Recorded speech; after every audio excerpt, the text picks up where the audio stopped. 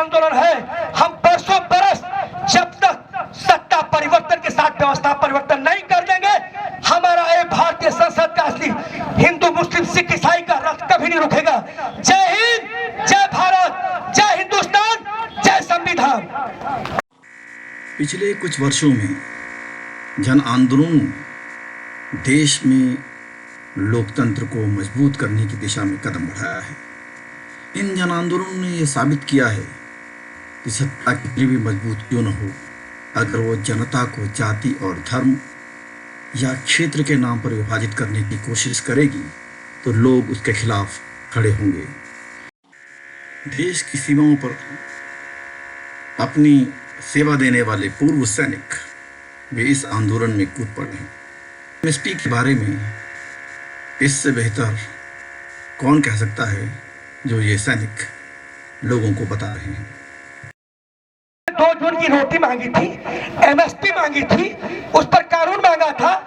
अरे भाई, हम किसको बेचेंगे, कैसे बेचेंगे, कौन लेगा, कौन तय करेगा? आप सत्ताजीवी हो, आपने हर चीज को रेल भेल, अब हवाई जहाज, आपने बीएसएनएल सारे चीजों को बेच दिया। अब किसानों को बेचना चाहते हो। किसान तुम्हारे बाप के औलाद नहीं है, उसी किसान का बाप, उसका लड़का। जमीन तुम्हारी है, धमक हमारी है। आगाज तुमने किया है, अंत हम करेंगे।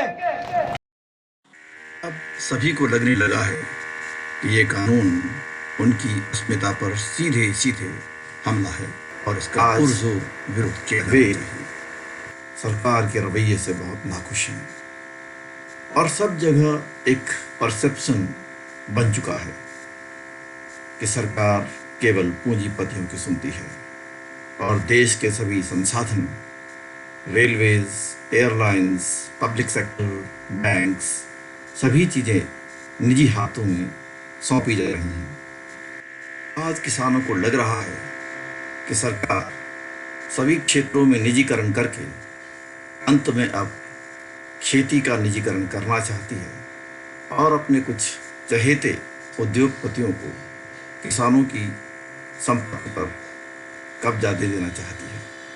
हालांकि सरकार ने इस बात को बार बार साफ किया है कि ऐसा उसका कोई इरादा नहीं है, न ही कानून में ऐसा लिखा हुआ है।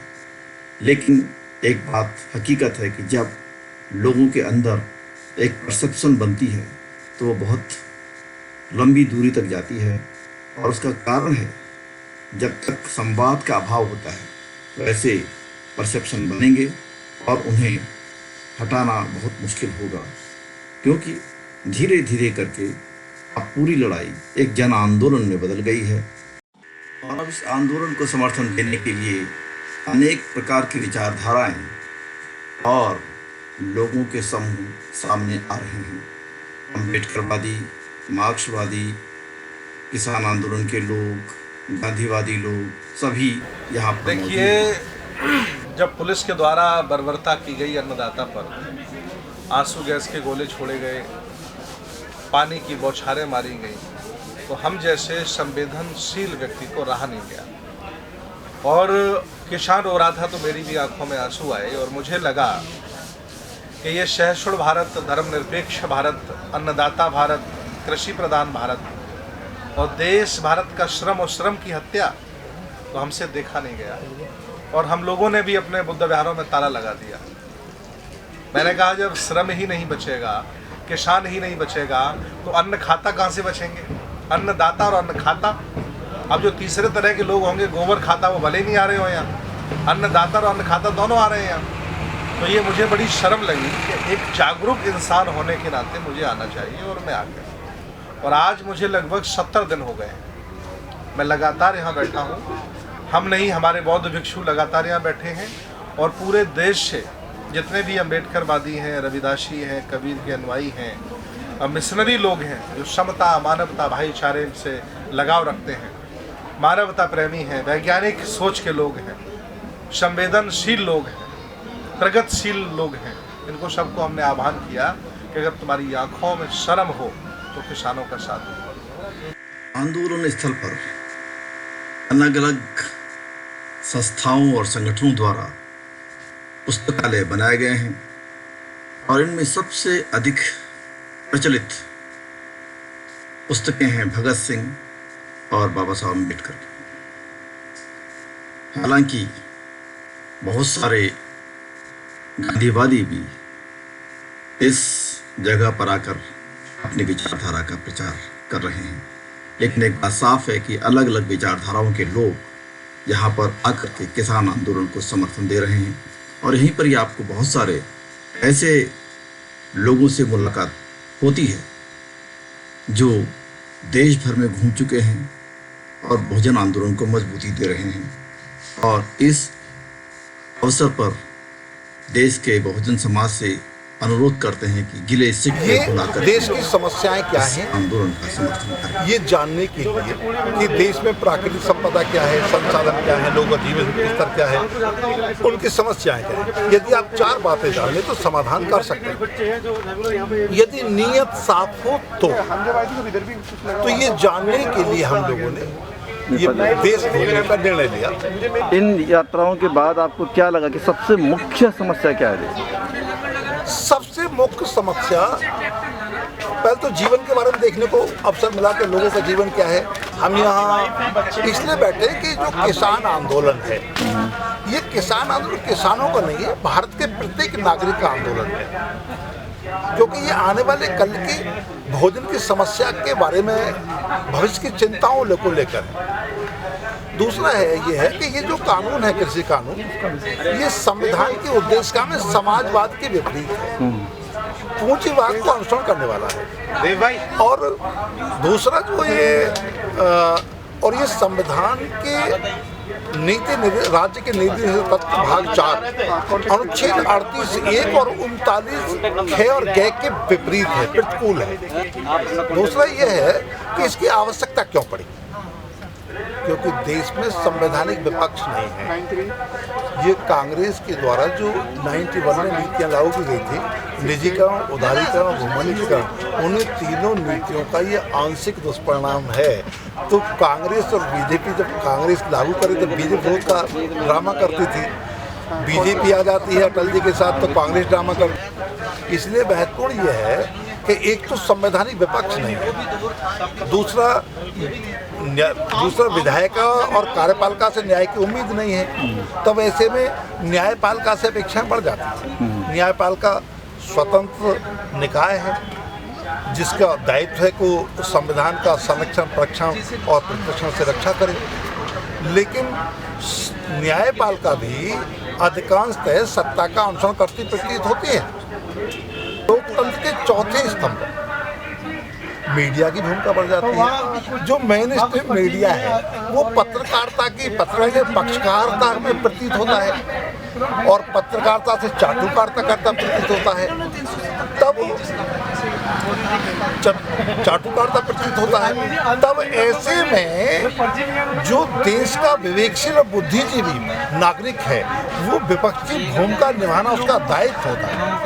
आज ये राष्ट्र जो है किसान आंदोलन के तहत विपक्ष की भूमिका का निर्वहन करता प्रतीत होता है।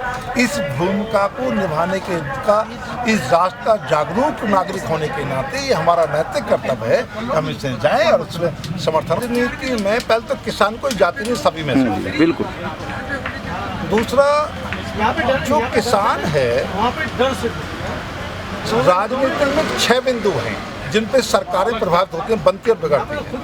क्षेत्रवाद है, भाषावाद है, प्रांतवाद है, धर्मवाद है, जातिवाद है, वर्गवाद है, और 7वां वाद में बिंदु परिवारवाद है। 3 राष्ट्रीय बिंदु को छोड़ देते हैं। ये धर्मवाद को और जातिवाद के उपयोग करके लोगों ने वर्गवाद को पोषने का लोग काम कर रहे हैं, उसी के दुष्परिणाम को झेल रहे हैं किसान के रूप में।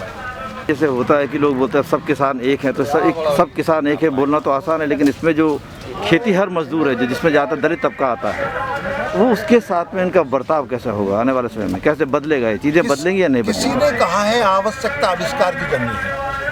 आविष्कार महत्वपूर्ण नहीं, आवश्यकता महत्वपूर्ण। सबसे बड़ी बात है जो यहाँ पर बैठा है, टोटल देश में मुश्किल से 4 और 5% जो किसान की श्रेणी में आता है, बाकी लोग तो 1 एकड़ 2 एकड़ का किसान नहीं, मजदूर से बदतर है।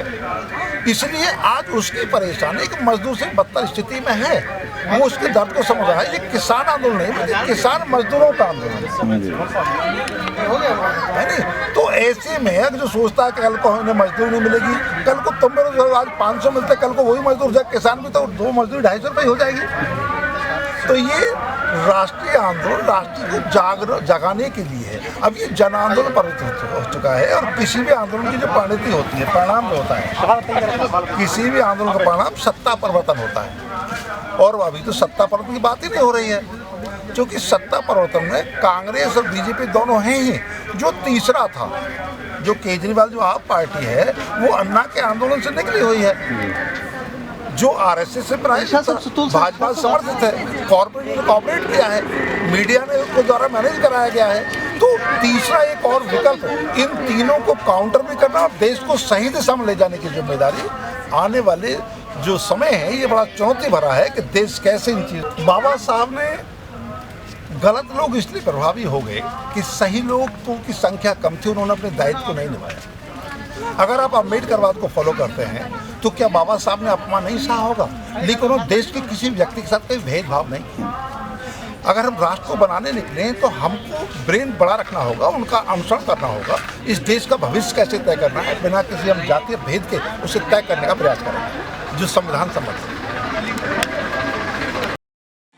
श्री शिवराज सिंह से मुलाकात एक बेहद संतोषजनक अनुभव था। सावित्रीबाई फुले को समर्पित एक पुस्तकालय के केंद्र में वे बैठे थे, और उसके बाद पुनः हम लोग मुख्यमंत्री की तरफ अग्रसर हुए, जहाँ पर एक बहादुर नौजवान कभी नहीं होंगे शहीद, उनका बॉर्डर देशद्रोही और देशभक्ति के आरोपों पर मेरा भाई शहीद हुआ है, कारगिल की शहीदत में, कारगिल की जंग में शहीद हुआ है। उसका भाई कारगिल युद्ध में हम शहीद किसान हैं, हम जवान हैं, हमसे पूछिए। जिनके ना जवान है ना किसान है, वो हमारे 1 एकड़ में कितनी धान होता है, कितनी हमारी गेहूं होती है, उन्होंने बिल पास कर दिया है। क्यों नहीं हमारे बैठते हमारे आगुओं के साथ में, क्यों नहीं निपट पा रहा है? क्योंकि उन्हें पता कि हमने बिल तो बना दिया है, मगर हम वापस तो लेंगे नहीं। मगर उन्हें यह पता कि अगर वो एसीयू में बैठे हैं तो हम यहाँ धूप में बैठे हैं, अगर वो बिल वापस नहीं करेंगे तो हम घर वापसी नहीं करेंगे। ये हमें पता है, हमने अपने मन में प्रण कर लिया है कि हमारी लाशें जाएंगी यहाँ से या हमारा बिल वापसी होकर जाएगा। यह किसान आंदोलन एक परिपक्व आंदोलन है। अधिकांश किसान अपने परिवारों के साथ यहाँ बैठे हैं, और पूरा क्षेत्र एक नई टाउनशिप की तरह नजर आता है, जहाँ पर आपको तरह तरह की गतिविधियां दिखाई देंगी। जो शहर आज रिश्तों के अभाव में मरे हुए नजर आते हैं, इन आंदोलनों के स्थल पर उनमें जीवंतता देखी जा सकती है। एक दूसरे से रिश्ता, एक दूसरे का ख्याल रखना, और समुदाय के तौर पे एक भावना के साथ लोग अपना संघर्ष कर रहे हैं। और सबसे बड़ी बात यह है, इस आंदोलन ने विभिन्न समुदायों के रिश्तों को एक बार फिर मजबूत किया है। हिंदू, मुस्लिम, सिख, ईसाई, बौद्ध, जैन, पारसी, सभी भाई भाई, किसान, जवान भाई भाई, महिला किसान जिंदाबाद, ऐसी सारी चीज़ें यहाँ पर अब नज़र आ रही हैं। समाज को जोड़ने वाली शक्तियाँ यहाँ पर किसान आंदोलन के तौर पर उभरी हैं, और यही कारण है कि जिस पश्चिमी उत्तर प्रदेश में दो समुदायों के बीच में रिश्तों में कड़वाहट आई थी, अब वापस लोग एक स्वर्णिम भविष्य की ओर देख रहे हैं, कम से कम विभिन्न समुदायों के रिश्तों को मजबूत करने के तौर पर। ये किसान आंदोलन समुदायों की अस्मिताओं का आंदोलन बन चुका है। ये अब जन आंदोलन बन चुका है, जिसमें सभी लोग भागीदारी करना चाहते हैं, क्योंकि उन्हें लगता है कि उनके पुश्तैनी हक और पुश्तैनी ज़मीनें शायद उनके पास नहीं रहेंगी। सभी ये चीज़ मानते हैं कि सरकार तीनों कानूनों को वापस ले। गाजीपुर बॉर्डर पर इस आंदोलन की चमक या धमक के सबसे बड़े हीरो हैं राकेश टिकैत। हालांकि जिन लोगों ने उनके पिता श्री महेंद्र सिंह टिकैत के जन आंदोलनों को देखा है, वो ये कह सकते हैं कि इस आंदोलन को वैसा बनने में अभी बहुत समय लगेगा, लेकिन फिर भी राकेश टिकैत के आंसुओं ने इस आंदोलन में जो जान फूकी और विभिन्न समुदायों के लोगों में जो अभूतपूर्व एकता का संचार भरा, वो भारतीय राजनीति और आंदोलनों के लिए एक बेहद शुभ संकेत है। और वो संकेत जनतांत्रिक प्रतिनिधियों के लिए भी है कि वे जनता से पूछे बगैर कोई निर्णय न लें। धरने में बैठे अमरोहा के एक किसान ने मुझे इस संदर्भ में अपनी बात। कितनी जमीन है आपके पास? 70 बीघे। अरे बाप रे बाप, तो आप तो बड़े किसान हो गए। बताइए क्यों आए आप यहाँ पर? यहाँ पे आए हैं भी इस तीनों कानून को, जो काले कानून लागू करे हैं सरकार ने, इन्हें वापसी कराना है। अच्छा, तो क्या आपको कानून का पता है कि क्या इसमें क्या कानून क्या है जिसमें हाँ, आपकी समस्या है? क्या जी। हाँ, बताइए। इसमें बीज कह रहे हैं कि बैंकों से पैसे लीजिए, आपको भी वो है, अगर कोई फसल खराब हो गई बैंक से पैसे उठा के आप फसल अपनी बोइए, ठीक है। हमने 25,000 का लेंगे, ठीक है, फिर आगे को लाल देंगे 50,000 का ले लीजिए आप। 50,000 का मिल जाए उसे चुका देंगे, फिर उससे ऊपर आ जाएगा 1 लाख का, उस पर आप रखिए कागज, फिर मांगी जाएगी गारंटी। कागज रख लिए जाएंगे, कागज रख लिए जाएंगे। उसके बाद अब क्या करा जाएगा, वो प्राइवेट कंपनियों के हाथ कागज दे दिए जाएंगे। लोन, हाँ, लोन में फंसा करके मतलब आपको, तो प्राइवेट कंपनियों के हाथ वो कागज दे दिए जाएंगे, उसमें जमीन हमारे से छीन ली जाएगी, फिर हम उसमें अपनी ही जमीन में ठेके के उससे दौर से काम करवाएंगे हमसे। मतलब अपनी जमीन में बंधुआ बन जाएंगे। हाँ जी। ये बताइए कि आप कौन सी वाली, क्या आपके खेत में क्या करते हैं? आपके लिए गन्ना है या क्या है? गन्ना, ईख और सरसों। ईख और सरसों और गेहूँ। तो ये बताइए कि ईख का अभी इस साल का ईख आपने कर दिया? इस साल की ईख बेच दिया? नहीं पड़ा है अभी गया नहीं। अच्छा, तो ये इसको दाम कितना मिल रहा है आपको उसका? दान कुछ नहीं, हम अपने घर से ला रहे हैं। नहीं, ईख का दाम कितना मिल रहा है? जीरो है। जीरो है? जीरो है, जो मिलना चाहिए नहीं मिल रहा। अभी कितने साल का नहीं मिला आपको? अभी अटका पड़ा 3 साल का। कि आपने कितना गन्ना आपने दिया है 3 साल में? 3 साल में लगभग तुम्हारा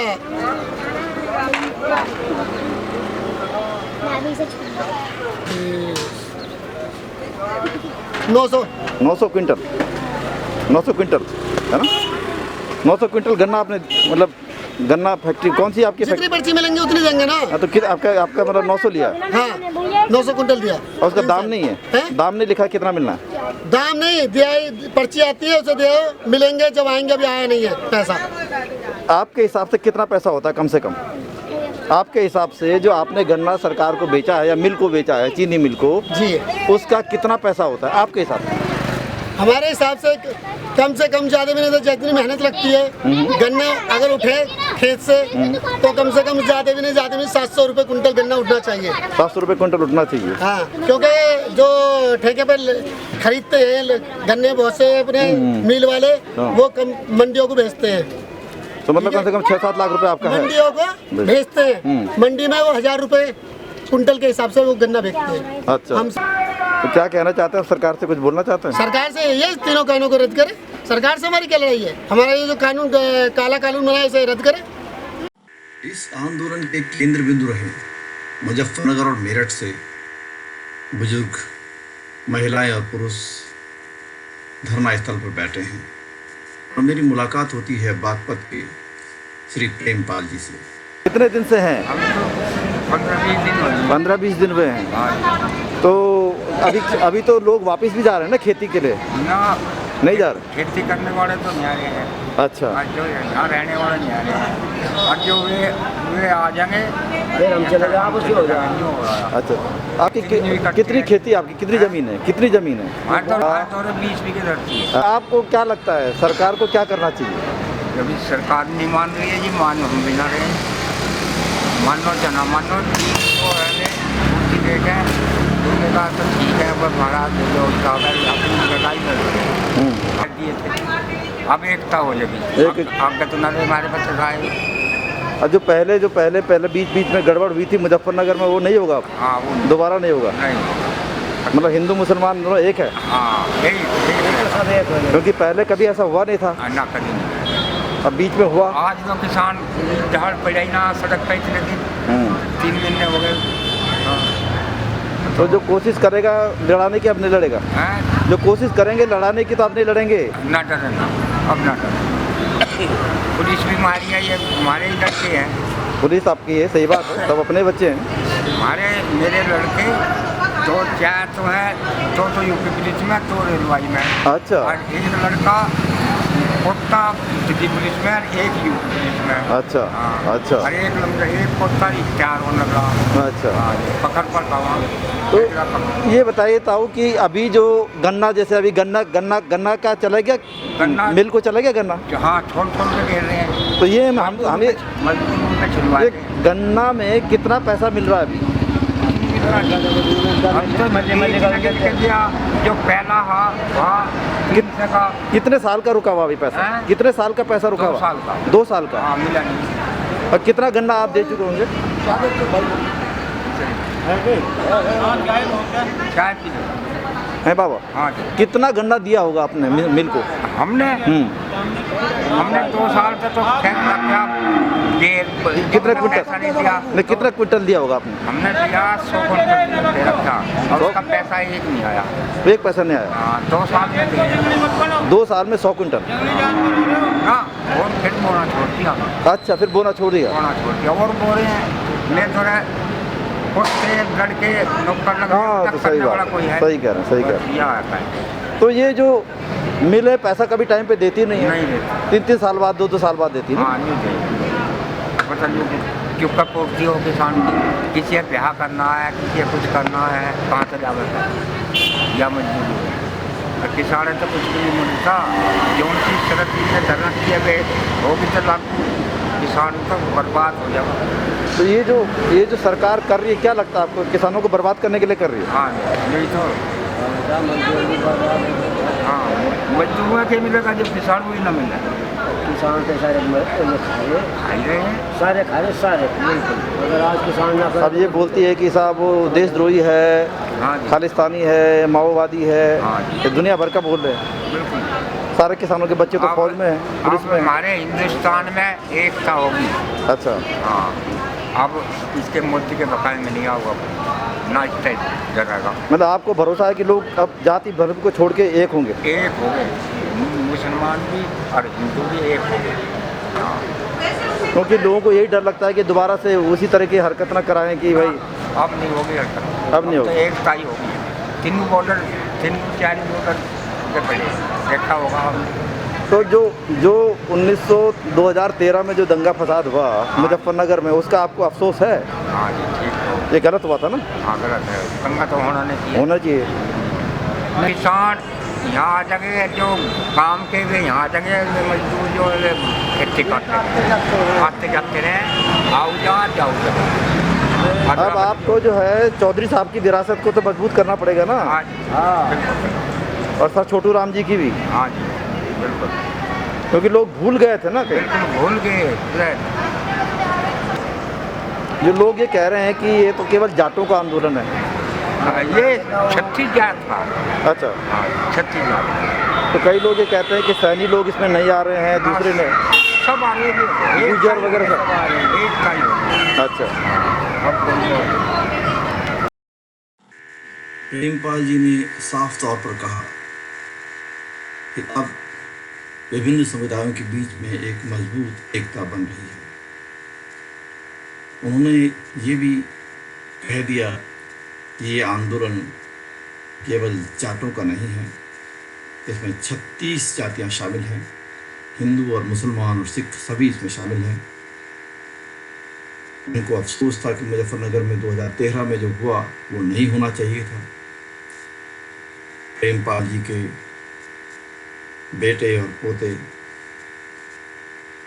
पुलिस और अन्य सेवाओं में हैं, और ये दिखाता है कि किसानों के बच्चे भारतीय सेना में अपना जीवन देते हैं, देश के लिए सेवा में अपने को कुर्बान करते हैं, और आज वे ये महसूस कर रहे हैं कि उनके साथ अन्याय हुआ है, और अन्याय के विरुद्ध बोलना बहुत आवश्यक है ताकि हमारा जनतंत्र बच सके।